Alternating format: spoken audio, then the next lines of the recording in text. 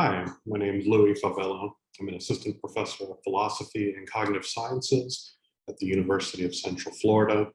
Thanks for attending my talk titled Rethinking Underlying Commitments of Assistive Technologies. So the main point of this talk is to motivate you to rethink the approach to design and development of assistive technologies. And the way to do that is by first reassessing underlying theoretical commitments of those technologies. And the motivations for the approaches that I have in mind are ecological psychology and nonlinear dynamical systems theory, as well as research on sensory substitution devices. So let me begin by motivating what is the traditional understanding that informs a lot of assistive technology development. I'd like to focus particularly on perception and action. So assistive devices that relate to a visual perception, for example, and the ability to walk or guided motion or other sorts of actions like that. So the traditional understanding of perception and action can be understood in very basic terms in the following way. There's information in the environment. That information, such as the light that bounces off of a giraffe, for example, enters the eye, gets flipped around, and goes into the brain and is processed in the brain. And this representation of the giraffe, right, so you don't have the actual giraffe in your mind, you have a representation of the giraffe, is then processed in your brain in some sort of computational way. There's some sort of information processing that's occurring. And then once that information is processed, once the computations act on those representations, then the brain tells the body what to do. So for example, if the giraffe is running towards you, it might tell your leg to move, cause you to run, or maybe you want to feed the giraffe, and so your brain tells your arm to hand an apple or some sort of other piece of fruit to the giraffe. This, what I call, again, the traditional understanding of perception and action, I argue, informs the development of assistive technologies. And the current state of the art in assistive technologies demonstrate this commitment to the traditional approach to understanding perception and action. So what are some of these state-of-the-art technologies?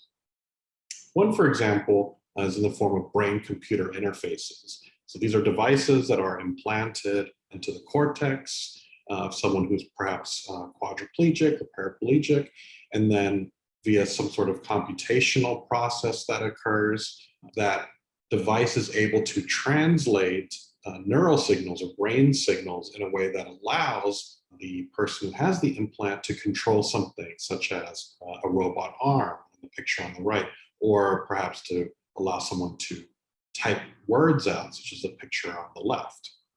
Another state-of-the-art technology in terms of assistive technologies are a general class of invasive technologies. So there's a lot of work trying to develop different kinds of tools and technologies and devices, and a lot of these are focused on connecting those devices to the brain. So they require some sort of surgery in which the skin, the skull, the top layer of the head is removed, and these devices are placed directly inside the brain. One popular example of this is from the Neuralink company developed by Elon Musk of Tesla fame, among other things.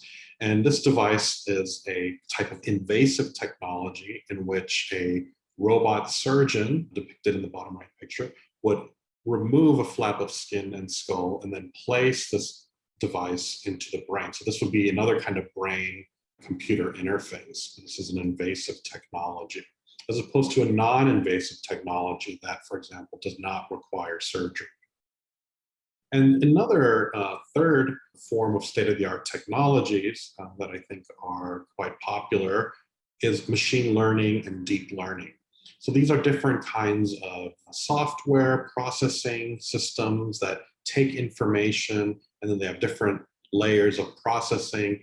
For example, these machines can scan or take brain scans and then try and decode various kinds of information. So the activity that a brain displays when someone is staring at an image that might be able to be decoded by these machine learning algorithms and then reconstructed as some sort of output.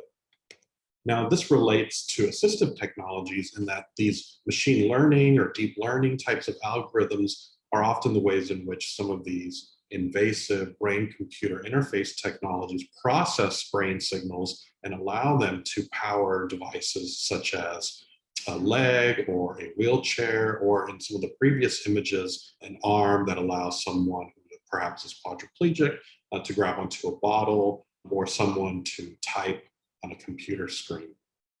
I think these are three kind of general popular approaches to assistive technologies that we see right now. But what do all of these have in common? What do technologies based on brain-computer interfaces, invasive technologies, machine learning, deep learning, et cetera, what do those all have in common? I argue that they are all brain-centric, and they treat things like perception and action as primarily information processing in nature. So essentially, it treats the human cognitive system as something that receives information from the world, right? So these are kind of like representations of the world. And then the brain computes those representations, and then those computations then result in things like thinking in the form of problem solving, or in relation to perception and action, things like motor control. So the brain, after it computes these representations, then informs the body to act in certain ways, such as raise an arm to catch a ball, or lift your legs to run, some sort of thing like that. So I think a lot of assistive technologies right now involve things like brain-computer interfaces, invasive technologies, machine learning, deep learning. And I think that's where a lot of funding is going towards right now, the development of assistive technologies focused on those things. And those things are very brain-centric and information processing in nature. This is very common and quite accepted in the cognitive science, neuroscience, and robotics communities as fair and justified kinds of commitments, especially for understanding things like cognition or perception and action. If we remember, my main point that I stated at the beginning was that I would like us to rethink how we approach and design assistive technologies. And in order to do that, I'd like us to rethink, go back and think about these three theoretical commitments of those technologies. I'd like to invite designers and creators of assistive technologies to consider non-traditional approaches to things like perception and action. So for example, I consider as a non-traditional approach to perception and action the research area known as ecological psychology and methods that are known as nonlinear dynamical systems theory. So what is this non-traditional understanding of perception and action that I'm inviting designers and creators of assistive technologies to consider? Well, one is to start thinking of perception and action as fundamentally dynamic, as not necessarily about the processing of information, but about something that happens and changes over time. So the temporal aspect of perception and action is key. Related to that is the idea that perception and action is something that is embodied. It happens in bodies. It doesn't just involve brains telling bodies what to do, but the body itself, and the body being coupled with the world, is essentially what perception and action is. So this image that I have here is something called the animal environment system. And we can see here that in order to understand things like sensory motor coupling, which basically means perception and action, we have to understand that it happens within nervous systems that relate to bodies, bodies that relate to information in the world, and things like that. And as such, it does not rely on information processing. As I'll discuss in a few minutes, we find that computations and representations are not necessary for carrying out sophisticated goal-directed forms of perception and action. One example of a non-traditional approach to perception and action that might inform the future development of assistive technology is ecological psychology, which originated with the psychologist James Gibson in the mid and early 20th century, which was originally a theory of perception and action. There's a couple main lessons that are taken from ecological psychology, and what sets it apart as a non-standard, non-traditional way of understanding perception and action. One is that the animal environment system is the unit of investigation. So if you want to understand bird flight, it's not just about understanding a bird and its feathers. You have to understand the way the bird moves, the particular medium that it's in, so the nature of the atmosphere, et cetera. And all that needs to be treated as one continuous, coupled body environment system. So that's what we study when we want to understand, for example, flight. Another lesson from ecological psychology that I think could inform the development of assistive technologies is that environmental or ecological information is rich enough to guide behavior. Now, ecological information is not the same thing like zeros and ones, the kinds of bits that computers process. But what ecological information refers to is the structure of environmental energy. So for example, the light rays, the optic array of light in a room is structured in a certain way depending on different angles of the room that someone's in, the direction of light, the reflective properties of different items in the room, and then the ability of the perceiver and the type of eyes they have, where they're moving, and things like that. That kind of information is quite rich. But there's also other forms of rich information in the environment that guides animal behavior. And one example is optic flow. So many animals, when they move, they rely on understanding the speed at which they're going by sensing how fast the image is moving in front of them, right? So if you're driving, so this image on the right is someone driving down a road, as the road passes by you, as things in the environment are passing by you, like trees and lines on the road, as they become closer, as the optic flow spreads, you can tell how fast you're going, how close something is to you, how far something is to you. And there have been studies that show that even things with simple brains or simple nervous systems like fruit fly, for example, that they utilize and they rely on this optical information, this optic flow information to guide behavior, and humans are the same as well as many other organisms. And the third example of a feature of ecological psychology that I think could inform the development of assistive technologies is the idea that perception is of affordances. And affordances are directly perceivable opportunities for behavior. And so Gibson argued that primarily organisms, from a simple fruit fly to a fish, to a bird, to a chimpanzee, to a human being, that primarily what we perceive is the ability to do things or not. And so, for example, we might see if a doorknob affords grasping. We might wonder if a gap in the ground affords crossing. We might wonder if a door affords passing through. And it can become more sophisticated as the use of tools, whether a tool affords use in a certain way. So does a hammer that is missing its head afford the use of hitting nails? The answer is no, obviously. Right? And so Gibson argued that we can start understanding environmental information that is available to the organism environment system and how that specifies the affordances that are available to an organism at a particular time. And I think that is a good way to start thinking about the development of assistive technologies as incorporating the animal environment system or the human environment system, and how that system utilizes and can rely on rich environmental information, and how that information can then specify affordances or things that that organism can do. And one way to formalize this work, right, so the study of affordances and perception action systems, is by using nonlinear dynamical systems theory. So as I mentioned earlier in the talk, we might shift from thinking of perceptual systems like humans as not necessarily processing information, right? As that's not necessarily the core of our perceptual abilities, but as a temporal aspect, right? Time, the time aspect, the dynamics, the movement aspect of perceptions is what's foundational. Nonlinear dynamical systems theory gives us the tools for describing and explaining and predicting how systems change over time. So let's think back to the bird example in flight. One way we can apply nonlinear dynamical systems theory is by first modeling it. right, as an abstract system. This is what the little U stands for at the bottom of these two images. That's the system, that's the bird and the environment system.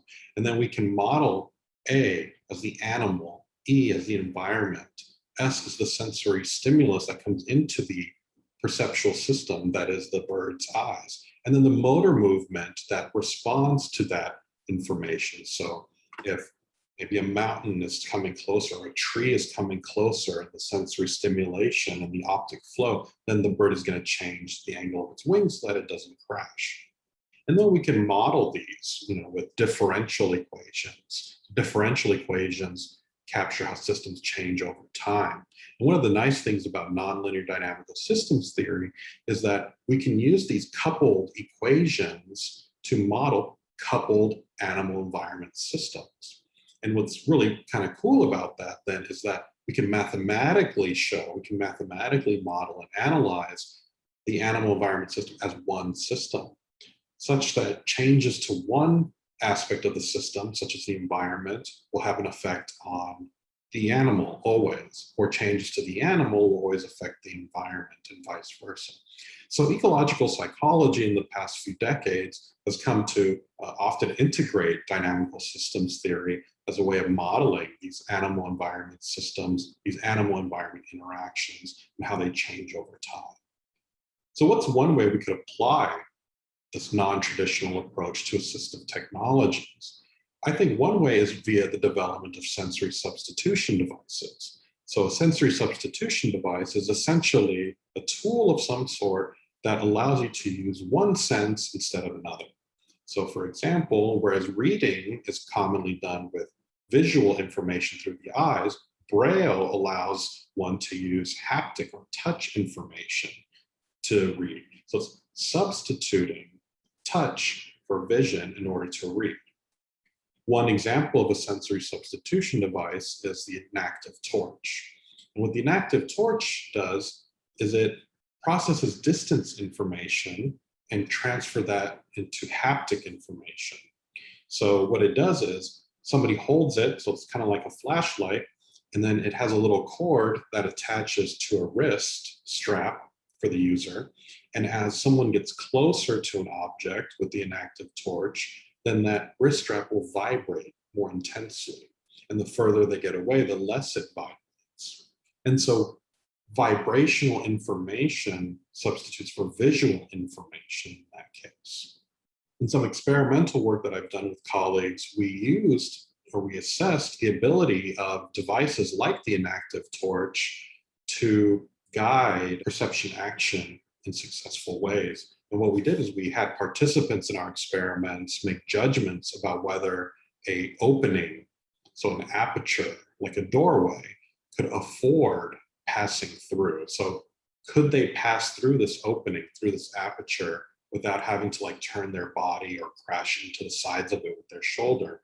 And what we found in this and we've published this work, what we found is that participants were at least as good with making judgments about the affordance pass-through ability while using the inactive torch while blindfolded, as they were using a cane while blindfolded or using vision. And so this was a really cool and unintended finding that we had, where people could, without any training at all, they could quickly, under conditions in which they're blindfolded, learn to use these devices, these sensory substitution devices, to inform what actions they can do in the world or not. They can do it successfully, right? So that's really awesome. That's really cool. And that's really based on the idea that there is information in the environment that is rich enough to guide behavior, and that a lot of these behaviors that organisms have are fundamentally about opportunities to act, to do things in the world. So in conclusion, I've tried to motivate you to think that assistive technologies have theoretical commitments, and I think a lot of them these days are brain-centric. So they focus on how the brain works and how information processing, or how the brain works in information processing terms, right? So computations and representations and the like. I've presented some examples of state-of-the-art assistive technologies that are built on this traditional understanding of perception and action. So these are things like brain-computer interfaces, and various other forms of invasive technologies.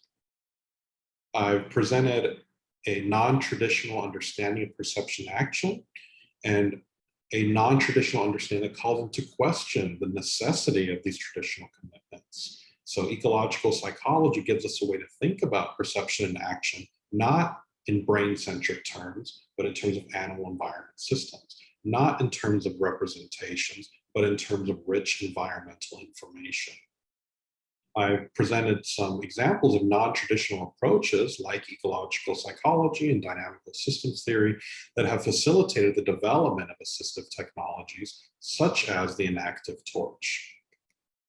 I would also like to conclude this final point that these technologies that are based on non-traditional approaches, they can have some really big benefits. A couple of big benefits are they do not require invasive surgery, and they're not relying on expensive computational resources. So there's a lot of other accessibility issues in terms of things that people can afford financially and what's available and what people could build on their own, and things like that.